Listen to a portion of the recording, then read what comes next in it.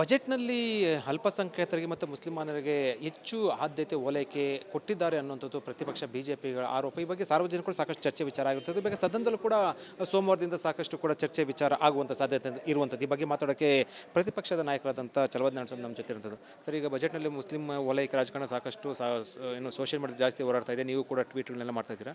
ಈಗ ಸೋಮವಾರದ ಸದನದಲ್ಲಿ ಇದು ಪ್ರಸ್ತಾಪ ಆಗುತ್ತೆ. ನೀವು ಯಾವ ರೀತಿ ಇದನ್ನ ಬಗ್ಗೆ ಪ್ರಸ್ತಾಪ? ಎಲ್ಲವೂ ಪ್ರಸ್ತಾಪ ಆಗುತ್ತೆ. ಒಂದು ಕಣ್ಣಿಗೆ ಬೆಣ್ಣೆ, ಒಂದು ಕಣ್ಣಿಗೆ ಸುಣ್ಣ ಇಡ್ತಕ್ಕಂಥ ಈ ಓಲೈಕೆ ರಾಜಕಾರಣದ ಬಡ್ಜೆಟ್ಟು ಇದು. ನನಗೆ ತಿಳಿದಿದ್ದು, ನೀವು ಅಲ್ಪಸಂಖ್ಯಾತರಿಗೆ ಕೊಡಿ, ಅದಕ್ಕಾಗಿ ಯಾರು ಹೊಟ್ಟೆ ಗುರಿ ಪಟ್ಕೊಳ್ಬೇಕಾಗಿಲ್ಲ. ಬಟ್ ನೀವು ಅದನ್ನೇನು ಕೊಡ್ತಿರಲ್ಲ, ಅದು ಬೇರೆಯವರಿಗೆ ಅನ್ಯಾಯ ಆದಂಗೆ ಮಾಡಬಾರ್ದು.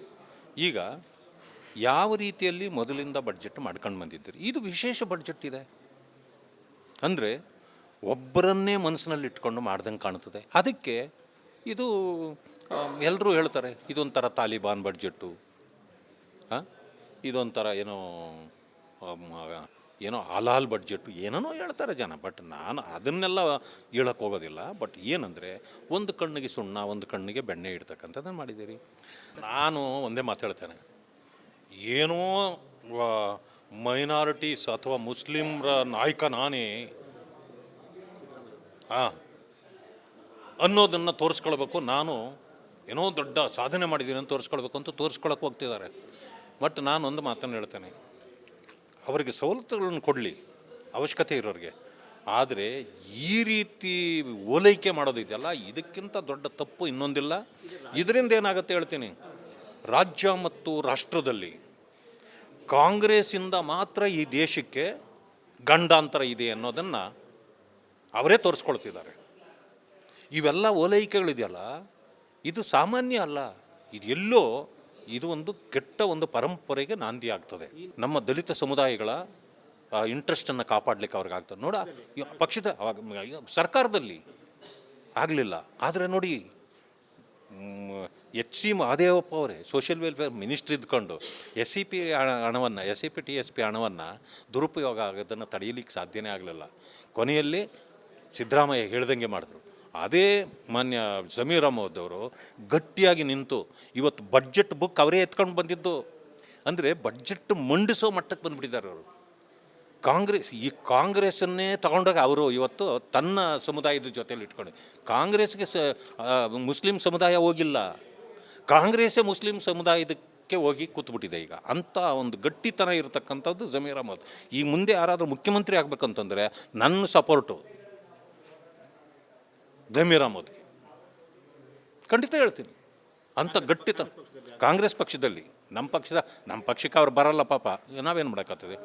ಮುಂದೆ ಒಂದು ವೇಳೆ ಏನಾದರೂ ರಾಜಕೀಯ ಸ್ಥಿತನೇನಾದರೆ ಸಿದ್ದರಾಮಯ್ಯವರು ಒಂದೇ ಹೊರಗಡೆ ಹೋದರೆ ಮುಸ್ಲಿಮ್ಸು ತಮ್ಮ ಬರಲಿ ಅನ್ನೋ ಕಾರಣಕ್ಕೋಸ್ಕರ ಈ ರೀತಿ ಮಾಡಿದ್ದಾರೆ. ಅದೇ ಉದ್ದೇಶದಿಂದ ನಡೀತಾ ಇರತಕ್ಕಂಥ ಮುಂದಾಲೋಚನೆಯ ವ್ಯವಸ್ಥೆಗಳು ಅವರ ಟೀಮ್ ಮಾಡ್ತಾ ಇರುವಂಥ ತಂತ್ರ ಭಾಗ. ಹೌದೌದು, ಖಂಡಿತ ಆಗ್ತಾ ಇದೆ. ಇದು ನಾವು ಹೇಳಿದರೆ ಇವಾಗ ಅತಿಶಯೋಕ್ತಿ ಆಗುತ್ತೆ. ಮುಂದೆ ಕಾದು ನೋಡಿ ಹೆಂಗಾಗುತ್ತೆ.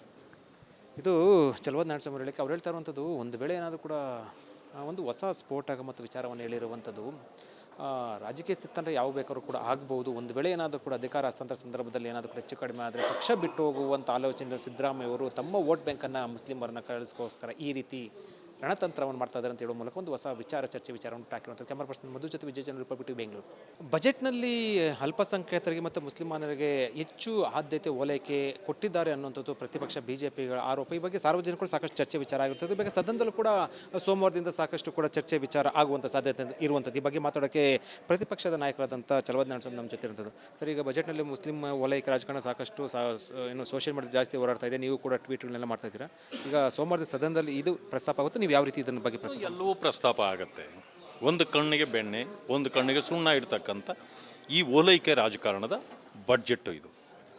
ನನಗೆ ತಿಳಿದಿದ್ದು, ನೀವು ಅಲ್ಪಸಂಖ್ಯಾತರಿಗೆ ಕೊಡಿ, ಅದಕ್ಕಾಗಿ ಯಾರು ಹೊಟ್ಟೆ ಗುರಿ ಪಟ್ಕೊಳ್ಬೇಕಾಗಿಲ್ಲ.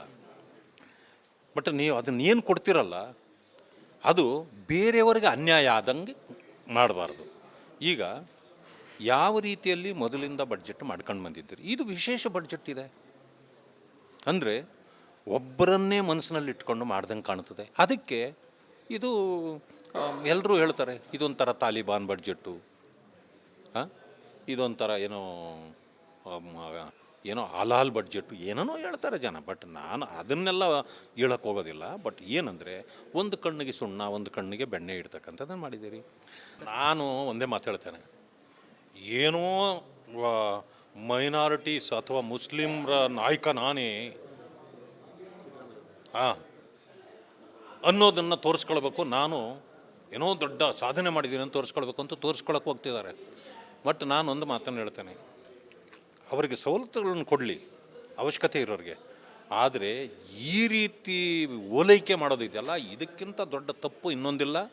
ಇದರಿಂದ ಏನಾಗುತ್ತೆ ಹೇಳ್ತೀನಿ, ರಾಜ್ಯ ಮತ್ತು ರಾಷ್ಟ್ರದಲ್ಲಿ ಕಾಂಗ್ರೆಸ್ಸಿಂದ ಮಾತ್ರ ಈ ದೇಶಕ್ಕೆ ಗಂಡಾಂತರ ಇದೆ ಅನ್ನೋದನ್ನು ಅವರೇ ತೋರಿಸ್ಕೊಳ್ತಿದ್ದಾರೆ.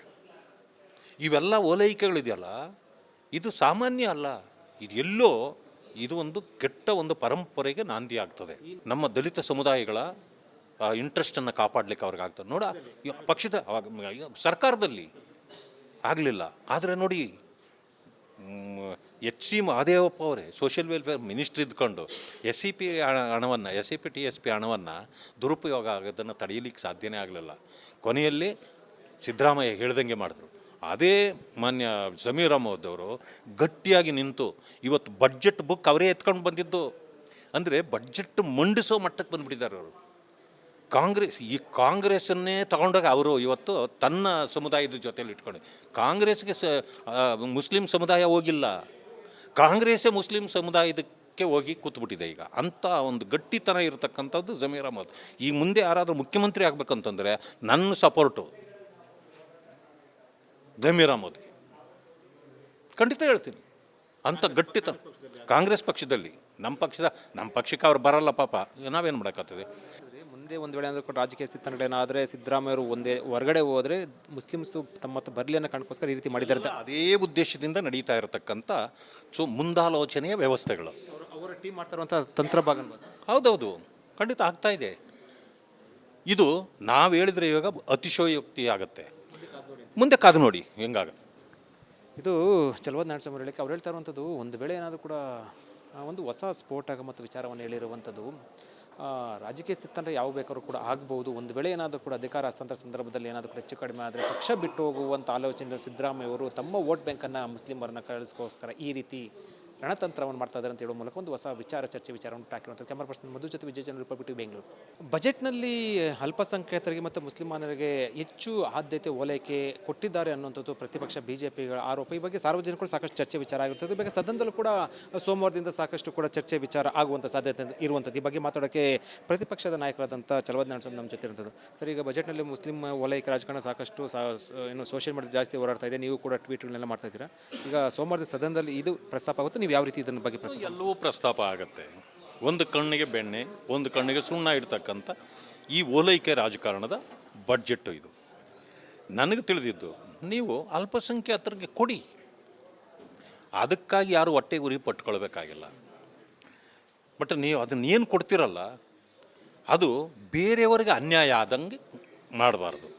ಈಗ ಯಾವ ರೀತಿಯಲ್ಲಿ ಮೊದಲಿಂದ ಬಡ್ಜೆಟ್ ಮಾಡ್ಕೊಂಡು ಬಂದಿದ್ದೀರಿ, ಇದು ವಿಶೇಷ ಬಡ್ಜೆಟ್ ಇದೆ ಅಂದರೆ ಒಬ್ಬರನ್ನೇ ಮನಸ್ಸಿನಲ್ಲಿ ಇಟ್ಕೊಂಡು ಮಾಡ್ದಂಗೆ ಕಾಣ್ತದೆ. ಅದಕ್ಕೆ ಇದು ಎಲ್ಲರೂ ಹೇಳ್ತಾರೆ ಇದೊಂಥರ ತಾಲಿಬಾನ್ ಬಡ್ಜೆಟ್ಟು, ಇದೊಂಥರ ಏನೋ ಹಲಾಲ್ ಬಡ್ಜೆಟ್ಟು ಏನೇನೋ ಹೇಳ್ತಾರೆ ಜನ. ಬಟ್ ನಾನು ಅದನ್ನೆಲ್ಲ ಹೇಳಕ್ಕೆ ಹೋಗೋದಿಲ್ಲ. ಬಟ್ ಏನಂದರೆ ಒಂದು ಕಣ್ಣಿಗೆ ಸುಣ್ಣ ಒಂದು ಕಣ್ಣಿಗೆ ಬೆಣ್ಣೆ ಇಡ್ತಕ್ಕಂಥದ್ದನ್ನು ಮಾಡಿದ್ದೀರಿ. ನಾನು ಒಂದೇ ಮಾತು ಹೇಳ್ತೇನೆ, ಏನೋ ಮೈನಾರಿಟೀಸ್ ಅಥವಾ ಮುಸ್ಲಿಮ್ರ ನಾಯಕ ನಾನೇ ಅನ್ನೋದನ್ನು ತೋರಿಸ್ಕೊಳ್ಬೇಕು. ನಾನು ಏನೋ ದೊಡ್ಡ ಸಾಧನೆ ಮಾಡಿದ್ದೀನಿ ಅಂತ ತೋರಿಸ್ಕೊಳ್ಬೇಕು ಅಂತ ತೋರಿಸ್ಕೊಳಕ್ಕೆ ಹೋಗ್ತಿದ್ದಾರೆ. ಬಟ್ ನಾನು ಒಂದು ಮಾತನ್ನು ಹೇಳ್ತೇನೆ, ಅವರಿಗೆ ಸವಲತ್ತುಗಳನ್ನು ಕೊಡಲಿ ಅವಶ್ಯಕತೆ ಇರೋರಿಗೆ. ಆದರೆ ಈ ರೀತಿ ಓಲೈಕೆ ಮಾಡೋದಿದೆಯಲ್ಲ, ಇದಕ್ಕಿಂತ ದೊಡ್ಡ ತಪ್ಪು ಇನ್ನೊಂದಿಲ್ಲ. ಇದರಿಂದ ಏನಾಗುತ್ತೆ ಹೇಳ್ತೀನಿ, ರಾಜ್ಯ ಮತ್ತು ರಾಷ್ಟ್ರದಲ್ಲಿ ಕಾಂಗ್ರೆಸ್ಸಿಂದ ಮಾತ್ರ ಈ ದೇಶಕ್ಕೆ ಗಂಡಾಂತರ ಇದೆ ಅನ್ನೋದನ್ನು ಅವರೇ ತೋರಿಸ್ಕೊಳ್ತಿದ್ದಾರೆ. ಇವೆಲ್ಲ ಓಲೈಕೆಗಳಿದೆಯಲ್ಲ, ಇದು ಸಾಮಾನ್ಯ ಅಲ್ಲ. ಇದು ಎಲ್ಲೋ ಇದು ಒಂದು ಕೆಟ್ಟ ಒಂದು ಪರಂಪರೆಗೆ ನಾಂದಿ ಆಗ್ತದೆ. ನಮ್ಮ ದಲಿತ ಸಮುದಾಯಗಳ ಇಂಟ್ರೆಸ್ಟನ್ನು ಕಾಪಾಡಲಿಕ್ಕೆ ಅವ್ರಿಗೆ ಆಗ್ತದೆ. ನೋಡ, ಪಕ್ಷದ ಸರ್ಕಾರದಲ್ಲಿ ಆಗಲಿಲ್ಲ. ಆದರೆ ನೋಡಿ,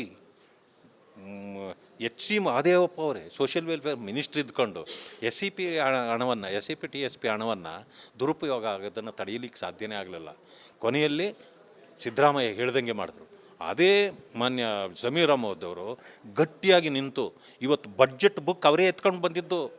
ಅಂದರೆ ಬಡ್ಜೆಟ್ ಮಂಡಿಸೋ ಮಟ್ಟಕ್ಕೆ ಬಂದುಬಿಟ್ಟಿದ್ದಾರೆ ಅವರು. ಕಾಂಗ್ರೆಸ್ಸನ್ನೇ ತಗೊಂಡಾಗ ಅವರು ಇವತ್ತು ತನ್ನ ಸಮುದಾಯದ ಜೊತೆಲಿ ಇಟ್ಕೊಂಡು ಕಾಂಗ್ರೆಸ್ಗೆ ಮುಸ್ಲಿಂ ಸಮುದಾಯ ಹೋಗಿಲ್ಲ, ಕಾಂಗ್ರೆಸ್ಸೇ ಮುಸ್ಲಿಂ ಸಮುದಾಯದಕ್ಕೆ ಹೋಗಿ ಕೂತ್ಬಿಟ್ಟಿದೆ ಈಗ. ಅಂಥ ಒಂದು ಗಟ್ಟಿತನ ಇರತಕ್ಕಂಥದ್ದು ಜಮೀರ್ ಅಹಮದ್. ಈ ಮುಂದೆ ಯಾರಾದರೂ ಮುಖ್ಯಮಂತ್ರಿ ಆಗಬೇಕಂತಂದರೆ ನನ್ನ ಸಪೋರ್ಟು ಜಮೀರ್ ಅಹಮದ್ಗೆ ಖಂಡಿತ ಹೇಳ್ತೀನಿ. ಅಂಥ ಗಟ್ಟಿತನ ಕಾಂಗ್ರೆಸ್ ಪಕ್ಷದಲ್ಲಿ, ನಮ್ಮ ಪಕ್ಷಕ್ಕೆ ಅವ್ರು ಬರಲ್ಲ ಪಾಪ, ನಾವೇನು ಮಾಡೋಕ್ಕಾಗ್ತದೆ. ಮುಂದೆ ಒಂದು ವೇಳೆ ಏನಾದರೂ ಕೂಡ ರಾಜಕೀಯ ಸ್ಥಿತನೇನಾದರೆ ಸಿದ್ದರಾಮಯ್ಯವರು ಒಂದೇ ಹೊರಗಡೆ ಹೋದರೆ ಮುಸ್ಲಿಮ್ಸು ತಮ್ಮ ಬರಲಿ ಅನ್ನೋ ಕಾರಣಕ್ಕೋಸ್ಕರ ಈ ರೀತಿ ಮಾಡಿದ್ದಾರೆ ಅಂತ ಅದೇ ಉದ್ದೇಶದಿಂದ ನಡೀತಾ ಇರತಕ್ಕಂಥ ಮುಂದಾಲೋಚನೆಯ ವ್ಯವಸ್ಥೆಗಳು ಅವರ ಟೀಮ್ ಮಾಡ್ತಾ ಇರುವಂಥ ತಂತ್ರ ಭಾಗ ಅನ್ಬೋದು. ಹೌದೌದು, ಖಂಡಿತ ಆಗ್ತಾ ಇದೆ. ಇದು ನಾವು ಹೇಳಿದರೆ ಇವಾಗ ಅತಿಶಯೋಕ್ತಿ ಆಗುತ್ತೆ. ಮುಂದೆ ಕಾದು ನೋಡಿ ಹೆಂಗಾಗುತ್ತೆ.